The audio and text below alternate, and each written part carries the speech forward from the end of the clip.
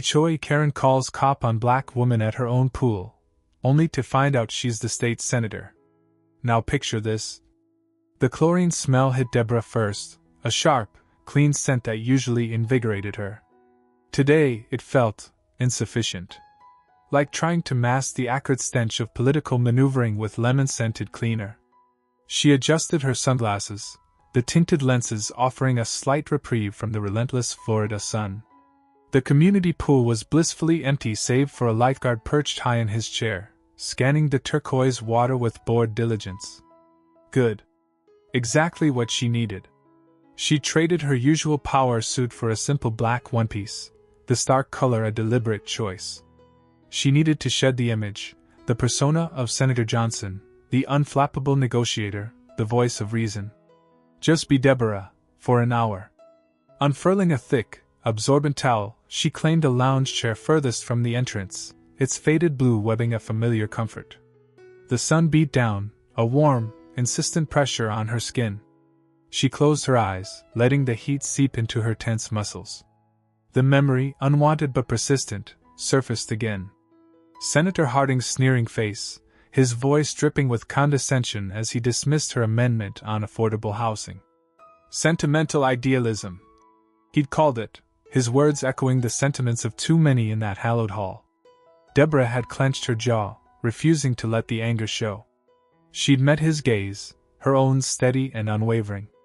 Sentimental idealism, she repeated, her voice calm but firm, is what separates us from barbarity, Senator. The words had hung in the air, a brief moment of silence before the cacophony of partisan bickering resumed. But that small victory, that single, defiant statement, hadn't been enough.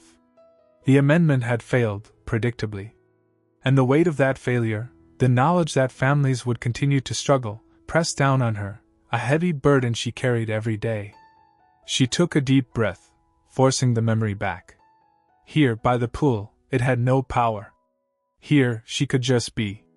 The sun was a tangible force, warming her from the inside out. The gentle lapping of the water against the pool's edge created a soothing rhythm. She could almost feel the tension melting away, the knots in her shoulders loosening. She imagined the legislative session as a distant, unpleasant dream. She reached for her book, a dog-eared copy of The House on Mango Street, a comfort read from her college days. Sandra Cisneros' words were a balm to her soul, a reminder of the power of storytelling, the importance of empathy. She opened the book, but the words blurred before her eyes. She was too tired to concentrate.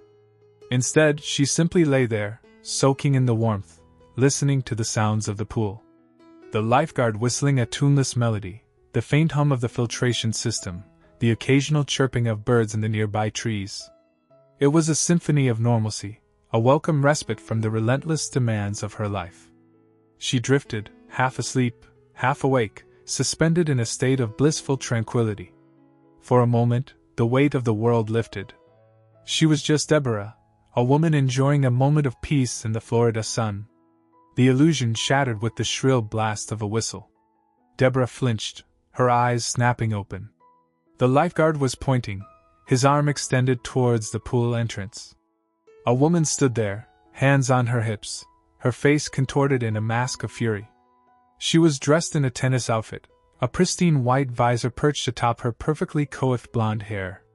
Even from this distance, Deborah could feel the woman's anger radiating like heat from the asphalt. The woman's mouth moved, but Deborah couldn't hear her words over the gentle hum of the pool. Whatever she was saying, it was clear she wasn't happy. The lifeguard descended from his chair, approaching the woman with a wary expression. They spoke for a moment, their voices low and indistinct. Deborah watched, a knot of unease forming in her stomach. Then, the woman pointed, her finger aimed directly at Deborah. The lifeguard turned, his gaze meeting hers. He winced, a flicker of apology in his eyes. Deborah sat up, pushing herself up onto her elbows. The brief moment of peace had vanished, replaced by a familiar sense of dread. She knew, with a certainty that settled heavy in her chest, that her escape was over. The world, with all its petty grievances and simmering prejudices, had found her, even here, by the pool. The neighborhood watchdog. Susan Abernathy adjusted her fluoro binoculars, the weight digging into the bridge of her nose. From her balcony perch, she commanded a view of Willow Creek Estate's manicured courtyard, and more importantly the pool. A new woman lounged there. Unfamiliarity alone made her suspect. The woman's swimwear, a shockingly bright slash of neon pink, earned Susan's immediate disapproval. And the sunglasses. Oversized monstrosities that obscured half her face. Though, even if they hadn't, a wide-brimmed hat conspired to keep her hidden. Still, something about the woman's presence, it chafed. Lowering the binoculars, Susan watched the courtyard swim back into focus. She worried the inside of her cheek with her teeth. The garish attire was merely a symptom. It was the woman's bearing, that casual, almost blithe air of belonging. Did she, though? Susan hadn't spotted the name gracing the latest resident roster posted in the clubhouse. Asterisk, probably a guest. Asterisk, but guests needed registering. As head of the beautification committee and self-appointed champion of Willow Creek's impeccable facade, Susan would know. No recent guest passes listed pool privileges. Asterisk, visiting, perhaps? Harold's daughter returned? Asterisk, unlikely. Harold's offspring was a near-translucent replica of him, pale, lanky, and sun-averse. This woman radiated something else. Exotic, a treacherous impulse whispered, one Susan promptly suppressed. Exotic equaled different. And different usually spelled upheaval. Her gaze returned to the poolside. The woman now reclined with a book, legs crossed at the ankles, an audacious display of leisure. Didn't she grasp the regulations? The meticulously crafted rules about swimwear appropriateness, noise levels, proper usage of the facilities, rules about everything. Rules that Susan, as vigilant custodian of Willow Creek, felt duty-bound to uphold. She likely doesn't even reside here, the suspicion solidified into a firm conclusion. Susan could practically taste the audacious disregard for the bylaws emanating from her. An insult to order, conformity, and unwavering adherence to the Willow Creek Estates Homeowners Association guidelines. A hot flush climbed Susan's throat. Intolerable. Not on her watch. Too many sacrificed bingo afternoons, too much effort dedicated to maintaining the community's placid surface. She refused to allow some intruder to disrupt the delicate equilibrium she'd so painstakingly achieved. Catching her reflection in the sliding glass door, she noted her perfectly coiffed hair, lacquered into unwavering obedience. Her crisp white linen pants flawlessly pressed. Prepared. This is about preserving standards, she reasoned, dismissing the tremor of anticipation fluttering in her belly. It wasn't about prejudgment, about whatever unfamiliar feelings were stirring. It was about upholding the rules. End of story. Jaw set, she seized her purse, tucked the sacred HOA bylaws under her arm, and marched toward the door. Time for a cordial discussion. One to ensure everyone, established resident or otherwise, understood the critical importance of playing by the rules. A chat to restore serenity to her meticulously curated paradise. A chat affirming her importance. Show me your papers. The chlorine stung Susan's nostrils as she approached the far end of the pool. The woman was still there, lounging serenely on a striped towel, sunglasses perched on her nose, a book splayed open in her lap. Susan adjusted her own oversized sunglasses, the better to observe. The woman hadn't moved, hadn't even seemed to acknowledge the undercurrent of whispers rippling through the poolside mothers. Susan planted herself squarely in front of the lounge chair, blocking the sun. "Excuse me," she said, her voice sharper than she intended. The woman lowered her sunglasses, revealing eyes the color of rich, dark chocolate. "Yes?" she asked, her voice calm, almost amused. "I haven't seen you here before," Susan stated, skipping any pretense of politeness. "Are you a resident?" A flicker of something unreadable crossed the woman's face. "Yes, I am." "Then you should know the rules," Susan said, crossing her arms. "Pool passes are required. May I see yours?" The woman smiled, a slow, deliberate curve of her lips. "I assure you, I'm quite familiar with the rules. And I also assure you, I am a homeowner in this community." Susan scoffed, the sound echoing slightly across the pool deck. Oh, really? And which house is yours? I make it my business to know everyone. That's dedicated of you, the woman replied, her tone still even. But I hardly think a public interrogation is necessary. I live on Chestnut Street. She paused. Number 14. Susan knew every house on Chestnut Street. Number 14 had been vacant for months, undergoing extensive renovations. That house is being renovated, she said, a triumphant edge creeping into her voice. It's not even habitable. You're lying. The woman raised an eyebrow. Is it? I moved in last week. The contractors are still finishing up a few things, but it's perfectly habitable. At least, it is for me. Susan tightened her grip on her pool bag.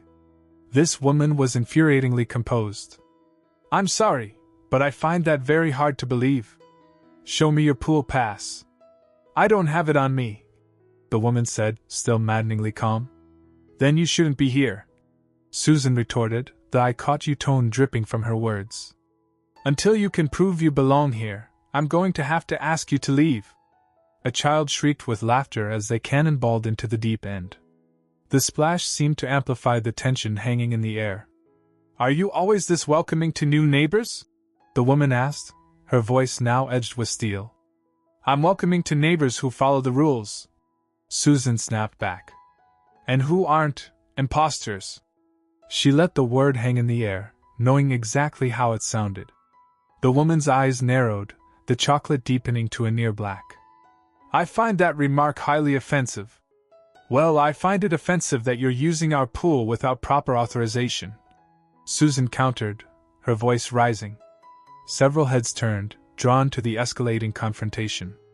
For all I know, you could be sneaking in here from another neighborhood. Or worse.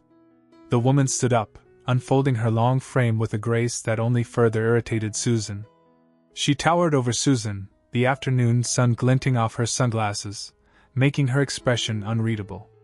I assure you, my reasons for being here are perfectly legitimate. And frankly, I'm not accustomed to being interrogated about my residency. Susan refused to back down. Then show me your papers. The words hung in the air, heavy with implication. She saw a flicker of something, anger perhaps? Finally break through the woman's composure. You know, the woman said, her voice low and dangerous. I should report you to the HOA for harassment. But instead, I think I'll just go for a swim. She reached for her towel, her movements deliberate and smooth. She pulled it around her shoulders, a silent declaration of defiance. And then, with a final, withering glance at Susan, she walked towards the pool. Susan stood there, fuming, as the woman gracefully slipped into the water, the ripples she created a visible sign of her presence, of her victory.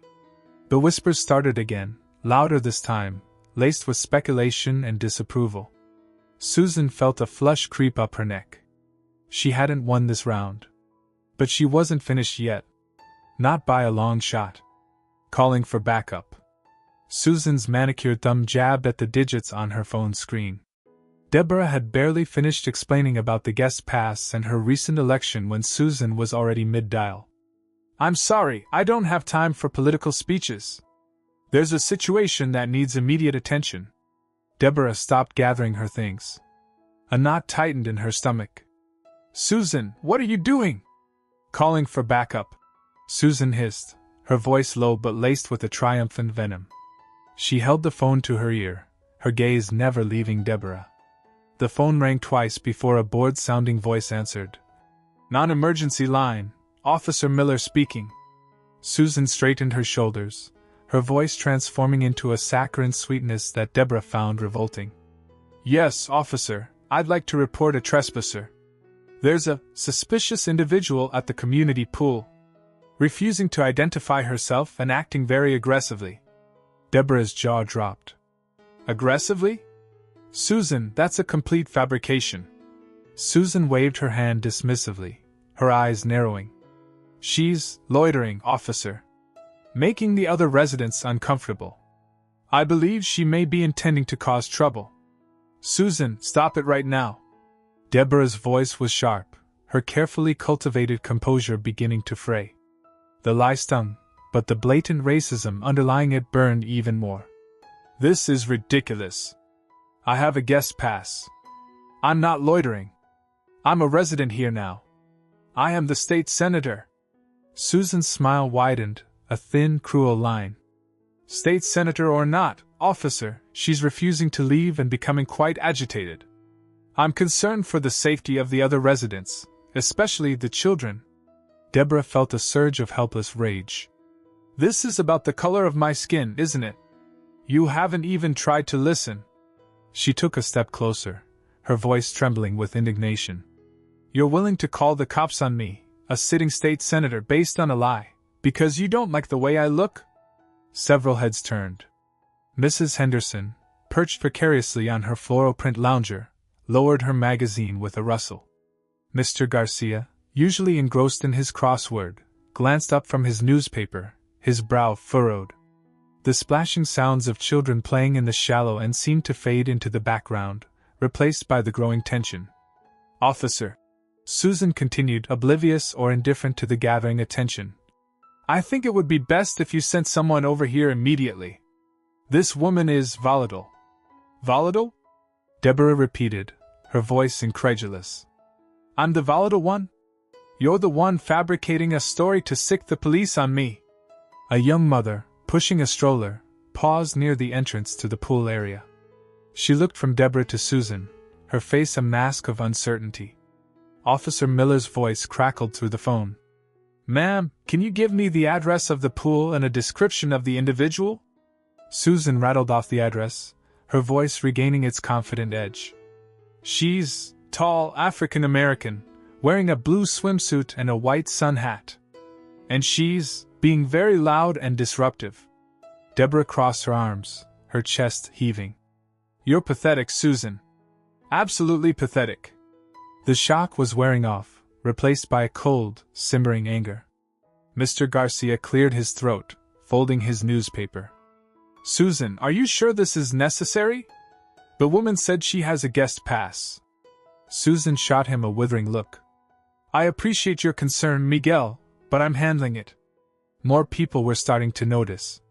A teenage boy, engrossed in his phone, looked up, his eyes widening as he took in the scene. A couple, holding hands, slowed their pace as they walked past, their faces etched with a mixture of curiosity and discomfort. The air, thick with the scent of chlorine and sunscreen, now crackled with an unspoken tension. Susan ended the call with a curt, "Thank you, officer. We'll be waiting." She snapped her phone shut and turned to Deborah, her face a mask of self-righteous indignation. I did what was necessary to ensure the safety and security of our community. Officer Miller arrives. The patrol car idled at the curb, heat shimmering off its hood in the late afternoon sun. Officer Miller unfolded himself from behind the wheel, adjusting his belt and smoothing down his neatly pressed uniform. He squinted at the scene before him. Two women standing by the shimmering blue rectangle of the community pool, their voices carrying on the slight breeze. It looked like a standard neighborhood dispute, the kind that filled his days with more tediousness than triumph. He approached with a practiced air of neutrality. Afternoon, ladies. I'm Officer Miller. What seems to be the problem here? Susan, her face flushed an unbecoming red, immediately surged forward, her voice tight with controlled outrage. Officer, thank goodness you're here.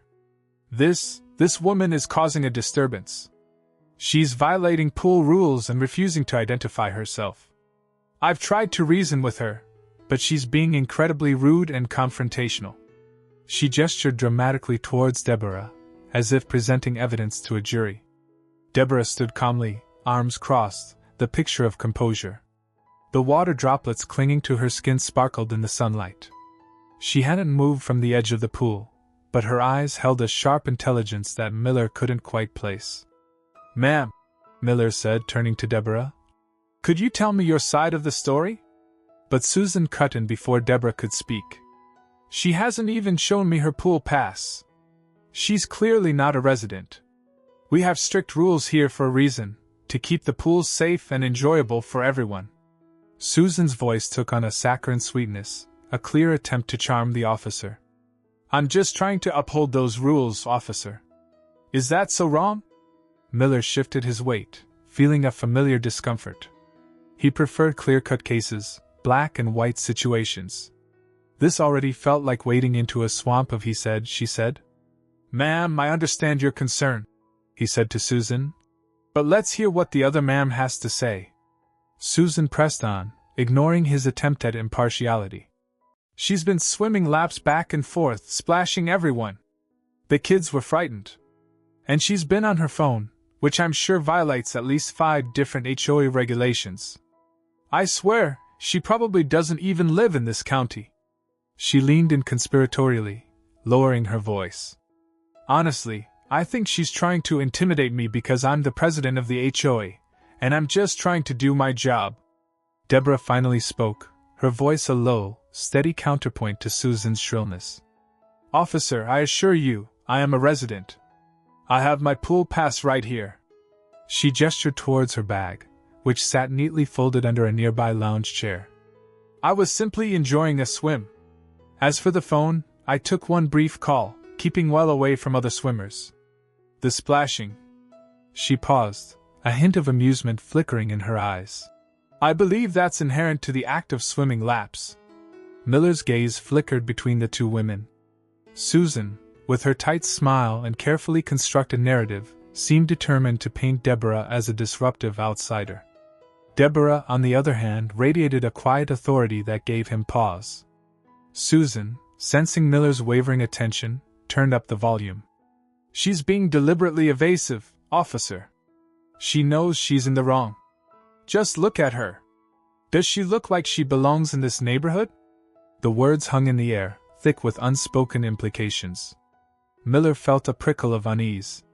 He knew he shouldn't be swayed by appearances, but Susan's words resonated with a certain ingrained prejudice, a subtle reinforcement of the community's unspoken expectations. He cleared his throat, his initial assessment of a simple neighborhood dispute beginning to unravel. Ma'am, he said, addressing Deborah again. Could I see that pool pass, please? He kept his tone neutral, but the request felt less like a formality and more like a concession to Susan's insistent pressure. The sun beat down, and the chlorinated air hung heavy, as Deborah walked to retrieve her pass. Proof of identity.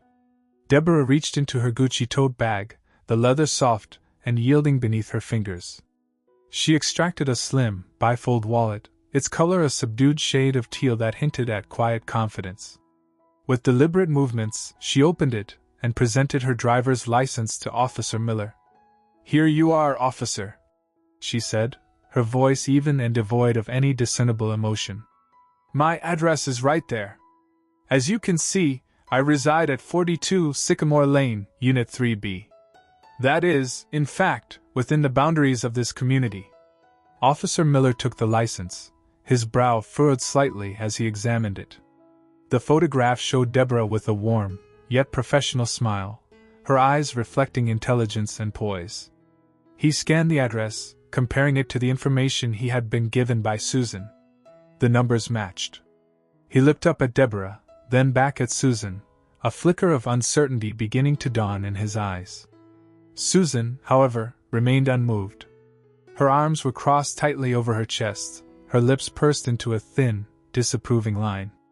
The sunlight glinted off the gold chain around her neck, making it seem almost weapon-like. That could be a fake, she declared, her voice sharp enough to cut through the gentle hum of the pool filter. Anyone can print something like that these days. I still don't believe she lives here. I've never seen her before. Officer Miller shifted his weight uncomfortably from one foot to the other. Ma'am, the license looks legitimate. It has all the security features. Security features can be copied. Susan snapped back, her voice rising in pitch. I'm telling you, she's lying. She's probably using a friend's address or something.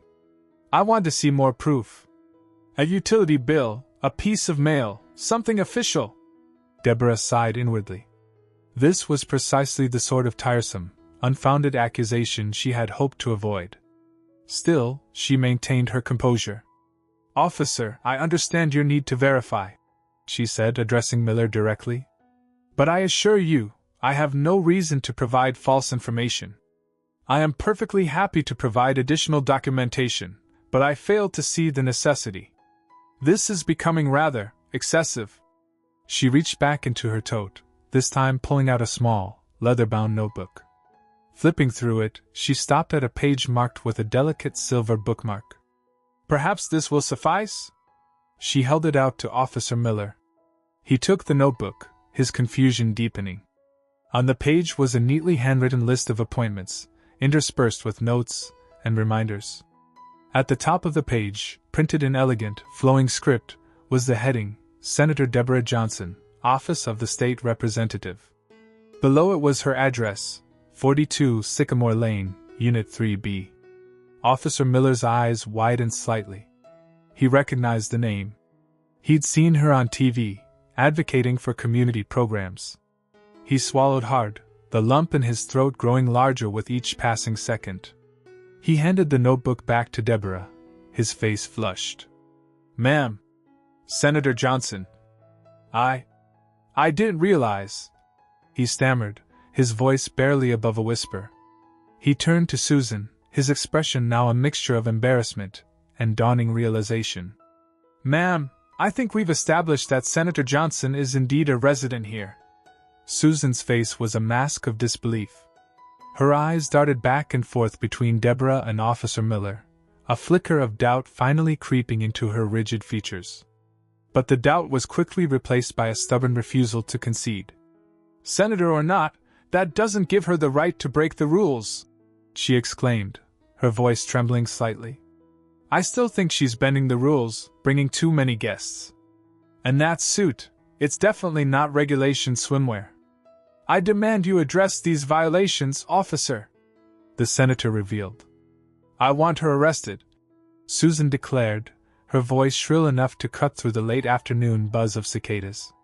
She pointed a trembling finger at Deborah, who remained serenely perched on the edge of the pool, her toes dipping rhythmically in the water. Trespassing. Resisting authority. Whatever you can get her on. Officer Miller shifted his weight, the leather of his duty belt creaking softly. He glanced from Susan's crimson face to Deborah's composed expression. Ma'am, I understand you have a complaint, but I need to understand what happened. Trespassing requires, well, someone to be on property they aren't authorized to be on. She doesn't live here, Susan sputtered, her voice rising another octave. I've never seen her before in my life. And she refused to show me her pool pass. She's probably using someone else's. Deborah sighed, a delicate sound that barely registered above the splashing of children nearby. I assure you, officer, I am authorized to be here. I reside at 14 Willow Creek Lane. Susan scoffed. Liar!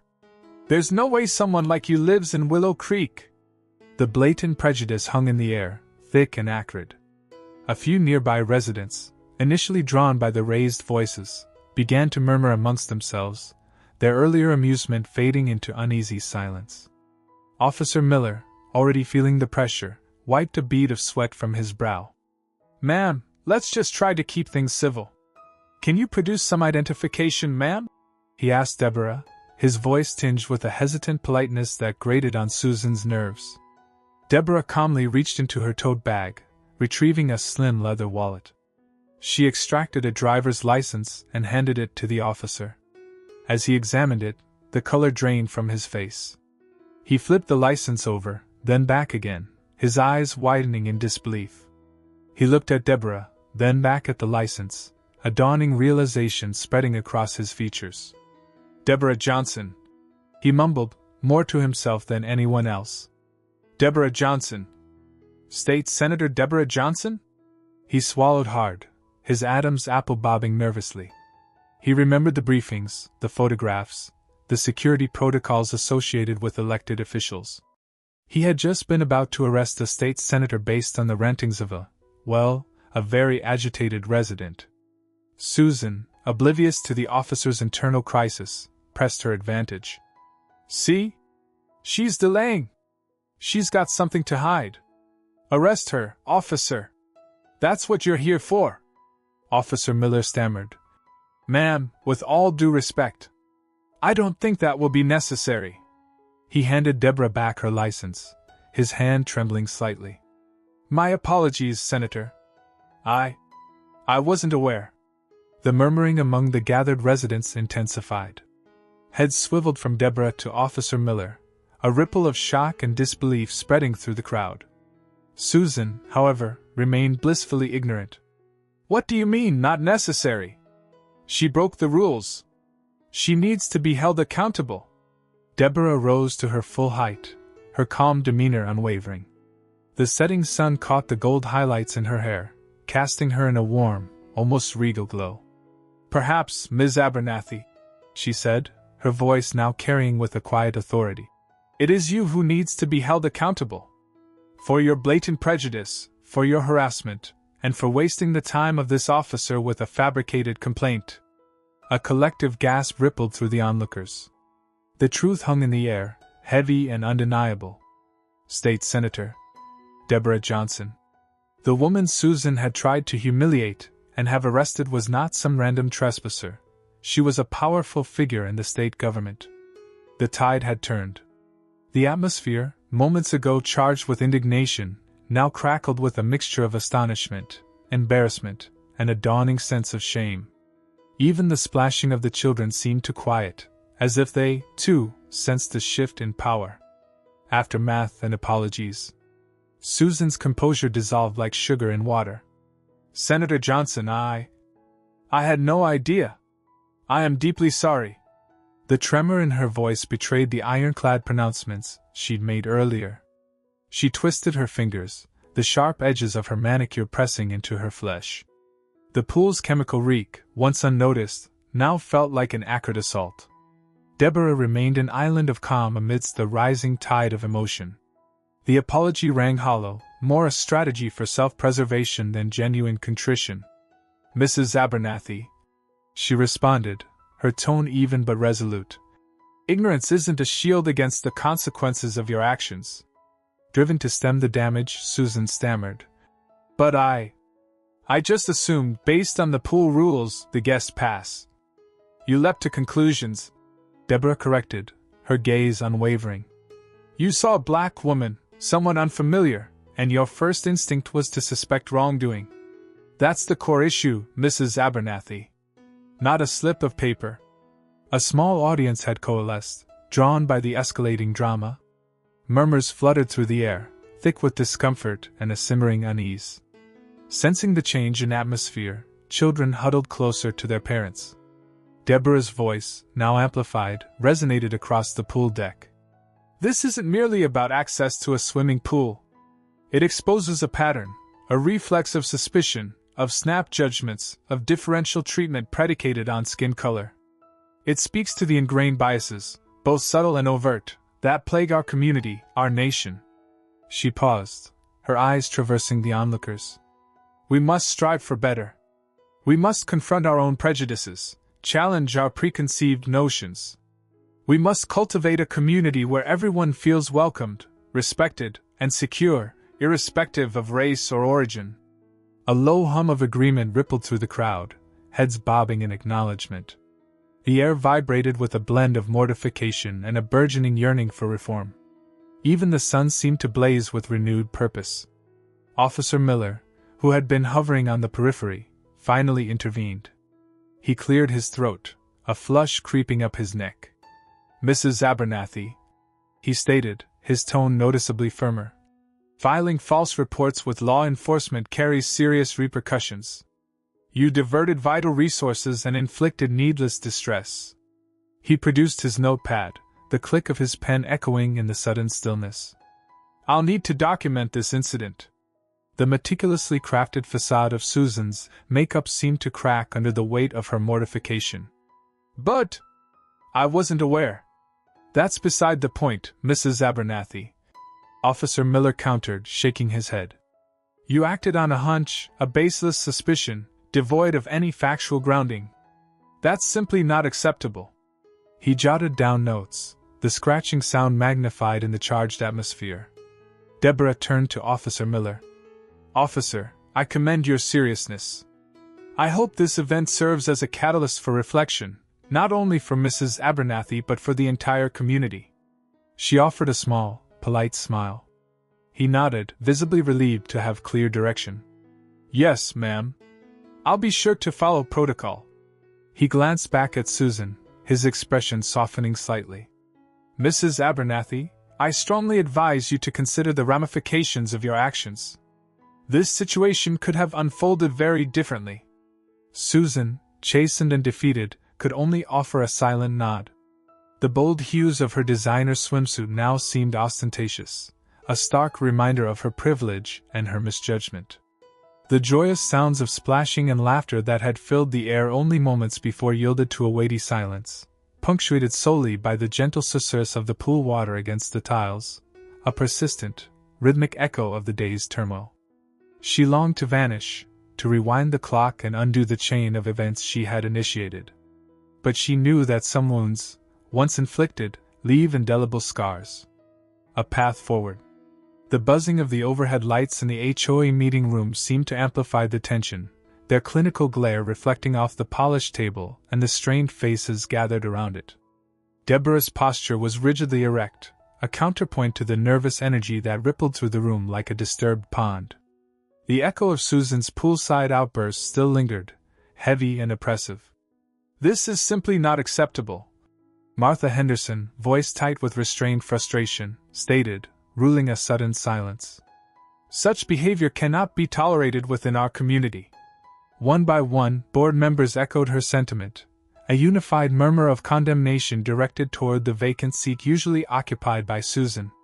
The discussion revolved around consequences, a formal censure, revoked pool access, perhaps even a monetary penalty. Deborah listened intently, her face an impassive mask. While she concurred with the general disapproval, her focus extended beyond mere retribution. "While accountability is indeed necessary," she inserted, her voice a calm island in the sea of indignation, "we must also delve into the root causes. This wasn't merely an isolated incident, it stemmed from prejudice, from assumptions colored by race." Unease rippled through some of the attendees. The word prejudice felt like a jarring note in the carefully orchestrated harmony of their suburban lives. "Therefore I propose," Deborah declared, "mandatory diversity and inclusion training for all residents. Furthermore, we need to scrutinize our community bylaws to ensure unbiased application, irrespective of race or background." The room stilled. Martha hesitantly cleared her throat. "That's quite a sweeping suggestion, Deborah." "Essential," Deborah countered, meeting Martha's gaze without flinching. "We cannot simply ignore this. It's our duty to cultivate an environment where everyone feels secure and valued." Across town, Susan was facing a starkly different reckoning. The whispers began almost immediately. At the supermarket, heads turned, conversations abruptly truncated as she neared. At the mailboxes, Mrs. Davison, usually so effusive, offered only a perfunctory nod before retreating indoors. The pool, once her cherished retreat, now felt like a stage for her public humiliation. Vacant sun loungers encircled her, a silent chorus of rejection. She struggled to justify her actions, to persuade herself she had merely enforced the regulations. Yet, the memory of Deborah's composed, dignified response, the unwavering resolve in her eyes, haunted her.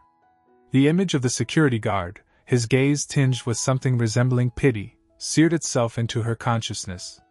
Back at the meeting, Deborah's proposition encountered stiff opposition. Some argued it was superfluous, that it would foster division. Others fretted over the expense of the training. Deborah methodically addressed each objection, presenting data on the advantages of diversity and inclusion, underscoring the legal ramifications of discriminatory practices. "This isn't solely about moral rectitude," she insisted. "It's about safeguarding our community, our property values, and our reputation." She spoke eloquently of the need to cultivate an inclusive atmosphere, to encourage understanding and compassion. She spoke of the future, of the sort of community they wished to bequeath to their children. Finally, after hours of debate, a compromise materialized. The HOA would implement a modified version of Deborah's plan, a series of workshops focused on cultural awareness and sensitivity, along with a revision of the community regulations. It fell short of Deborah's complete vision, but it represented a beginning. As Deborah walked home that evening, the atmosphere felt subtly lighter. The path ahead promised to be arduous, the challenges significant. However, she had sown a seed of transformation, within the receptive soil of her community. And she possessed an unwavering conviction that it would flourish. Across the street, Susan sat alone on her veranda, the fading sunlight painting long, distorted shapes across her features. She watched Deborah pass, her head held high, her figure a dark promise against the dusk. A nascent feeling, a mix of regret, perhaps of envy, stirred within her. The road ahead remained uncertain, yet one thing had become irrefutably clear: the comfortable status quo of her former existence had vanished for good.